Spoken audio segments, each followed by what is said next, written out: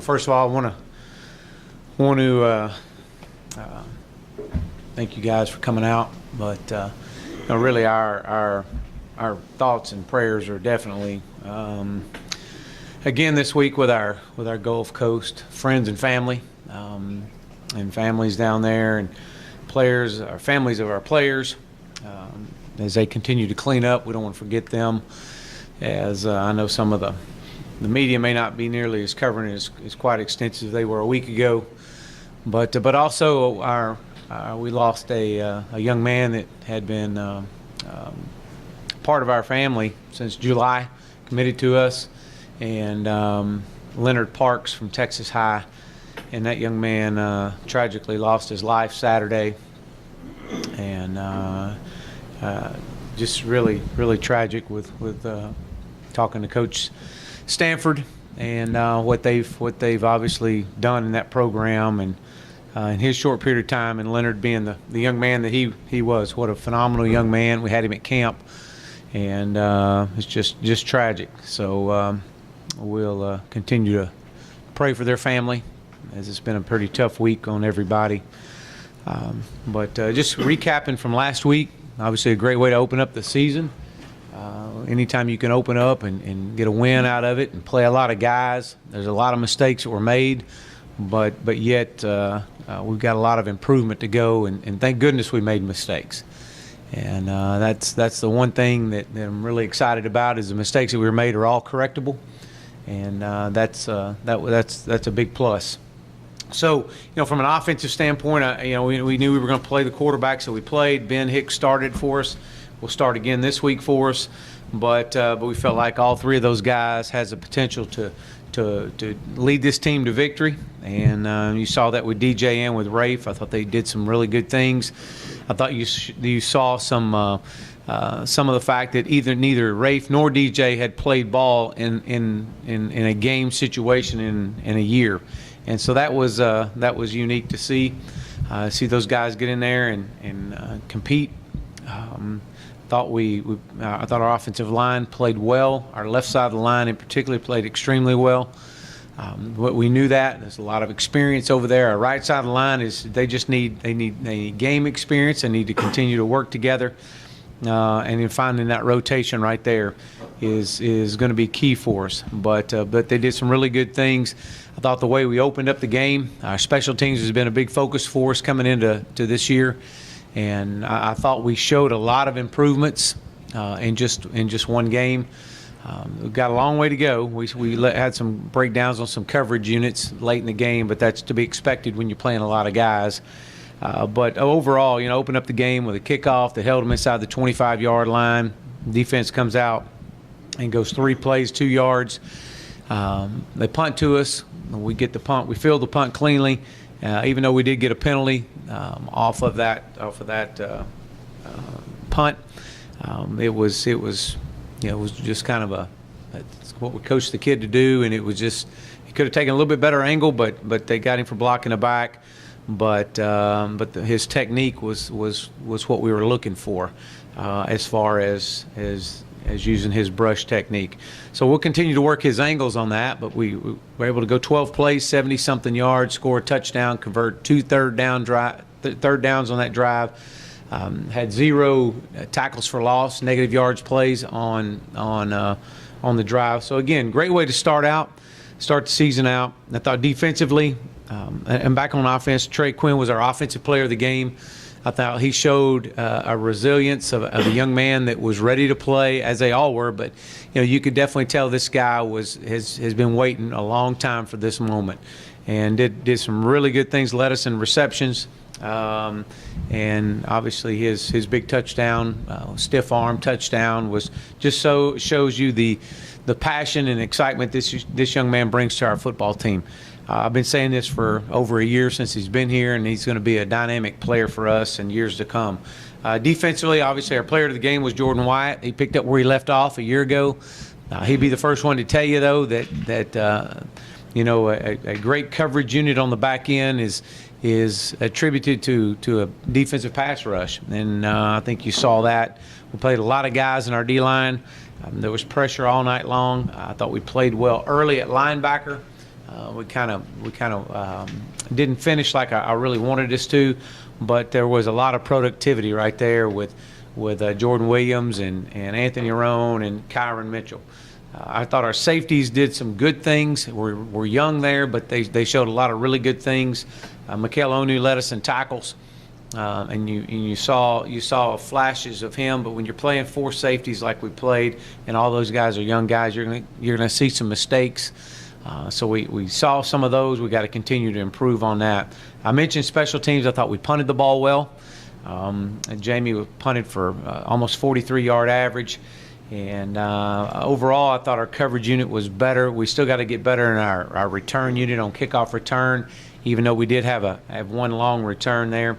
But pinned them inside the 25 on the kickoff. We also were really close on a punt return, a couple punt returns there. So we'll see. This team will continue to get better. I've said it before, and I said it to our team that we're not as good as we're going to be, but we're better than we've ever been since I've been here, and that holds true. And we can continue to say that every day. The outlook for this football team in this season is extremely bright. So I'm excited where we are. I know we got a big opponent coming this week. They're ready for this. This is you can definitely tell Coach Luttrell is in his second year. These guys are prepared. They played much more confident than they have. You would expect that in the second year. You know, Coach led them to a bowl game last year. These guys are very well coached.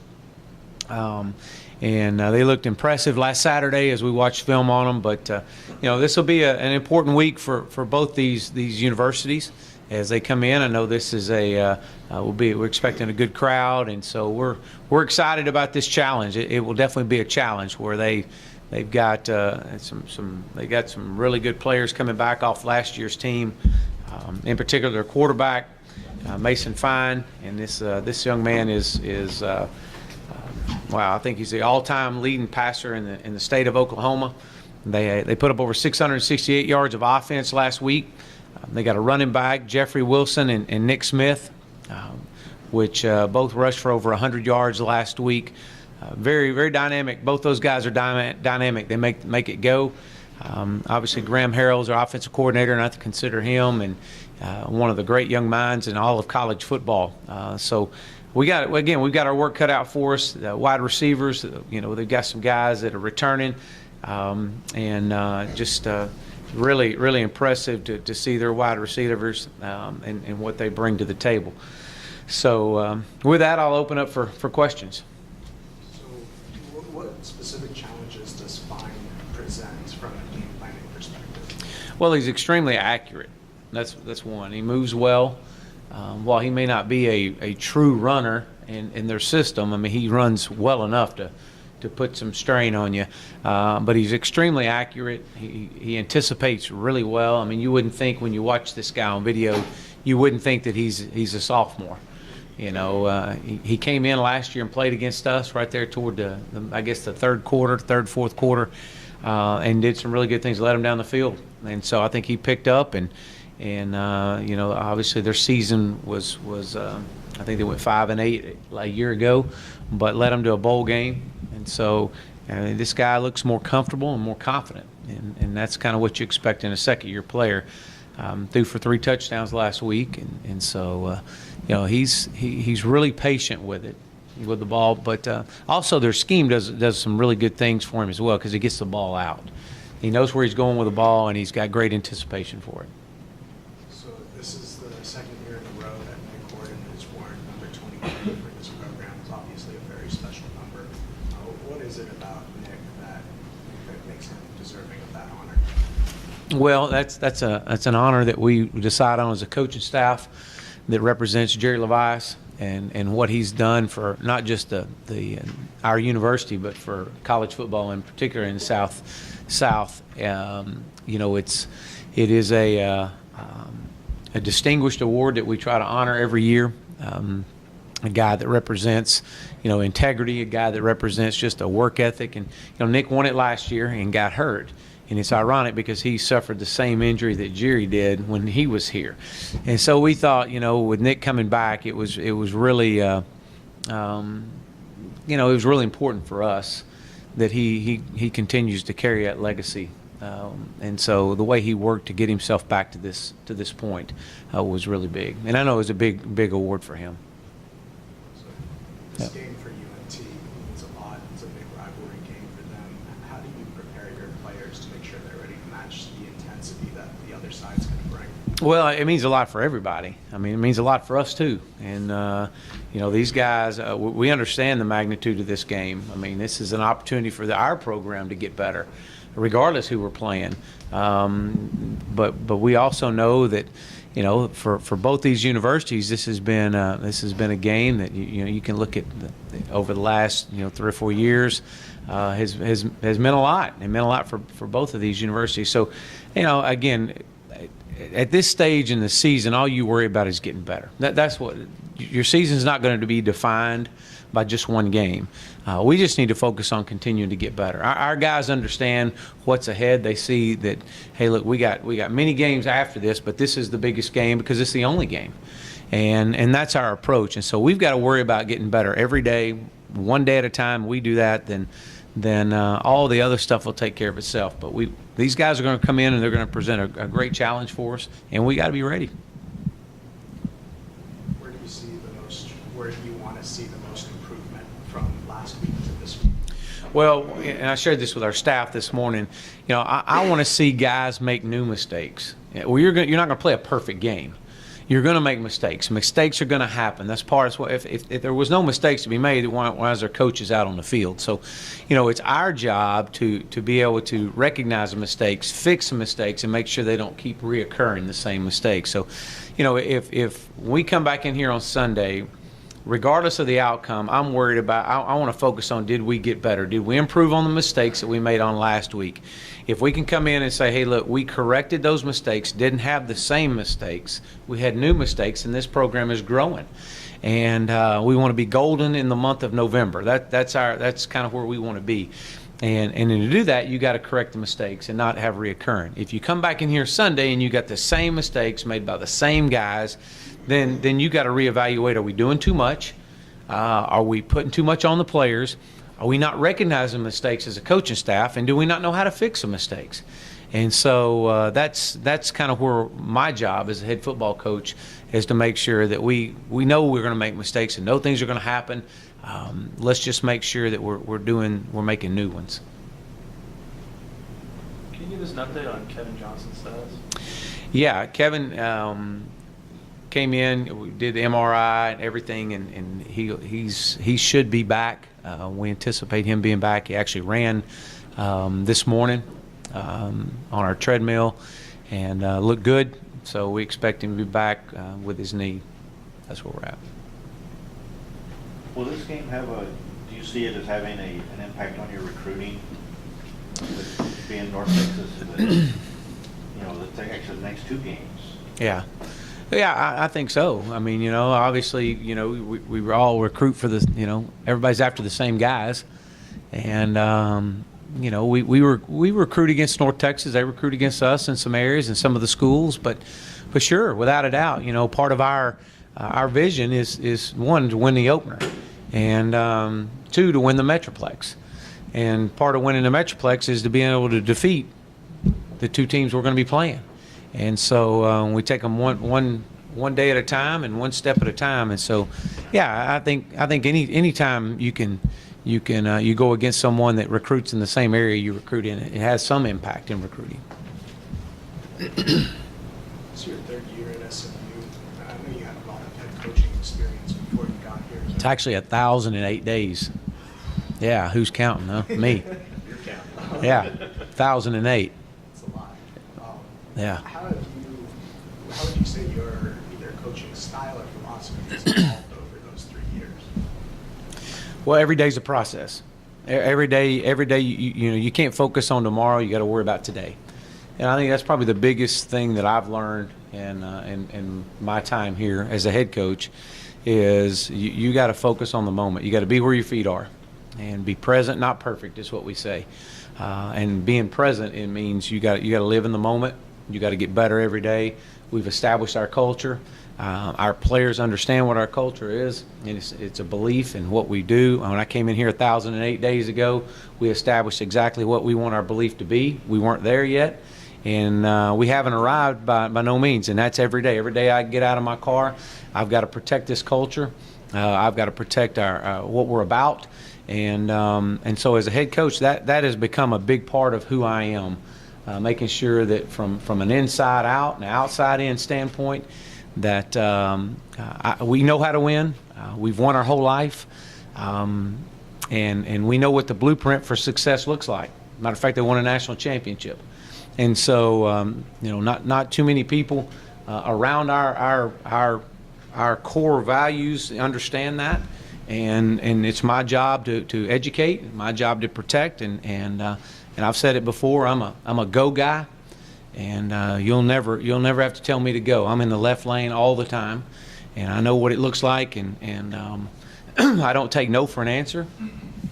I just don't. They hired me to win football games and build a program, and so as a head football coach, that's what I've learned more than anything. And yes, it's about X's and O's, but you hire great coaches, and you put those guys in positions to let them coach. While I 100% focus on who we are and what our brand is and our culture of our program, and we're not going to deviate for nothing. And it doesn't mean I'm not involved in the game planning, because I am. But Coach Craddock and I have worked together for many years, and he understands the way I think, and I understand the way he thinks. But I'm not. I'm 100% completely devoted, obsessed, I'd say, that's my word for the year, is obsessed with our culture of our program. And I know what it's supposed to look like. We're not there yet. We're a long way from being there. And there's a lot of things that we got to be able to control what we can control. And so this has been definitely a challenge building their program. But it's been good, because you get to see these players and watch the progress that they've made over the last 1,008 days. The team account just tweeted out a picture of supplies that Ramon Flanagan is taking down to Port Arthur. How is that drive organized? Is there a specific group of people that it's going to benefit? Yeah, we do a lot of different things here. Part of our culture is to be a servant leader. And to do that, you got to help others. That's the part of our family. It's part of the integrity of our program. Our players, I met with our leadership committee last week. We had shared with them that we're doing some things that we're doing some things. Paul and I are with SMU Football as the focal point. To help our families down in the Gulf Coast area. I know Paula has got some things going with the wives, helping out as well. But the players want to do something. They want to be a part. And the thing I want you to understand, this isn't just a one-time, we're going to do one time, do one thing, and we're just going to go on about our business. This is going to be something that we're going to continue to stress all year long. This isn't going away. And so our leadership committee met with me on Thursday, and they decided that in addition to what we're doing on the side note with our program with Paula and I, they wanted to put in more true hard facts, hard material stuff, water, diapers, formula, soap, where the other part would come from a monetary standpoint. And so they organized it. We did it by positions, and obviously Coach Flanagan is coached down in the Beaumont area and had been down there, and he still has some stuff down there that he's gonna in friends, and so he's going down to check on things and tomorrow, and we've loaded up a U-Haul from our players, strictly 100% from our players, that consists of water and diapers and formula, and it's going straight into the Beaumont Port Arthur area to help those out, those families involved. So yes, and then there'll be more things that we're going to continue to do as a team as the year progresses. Who are the members of the leadership committee? We've got, there's 6 of them. There's Cortland Sutton, Evan Brown, Anthony Roan, Justin Lawler, Jordan White, and Demrick Gary.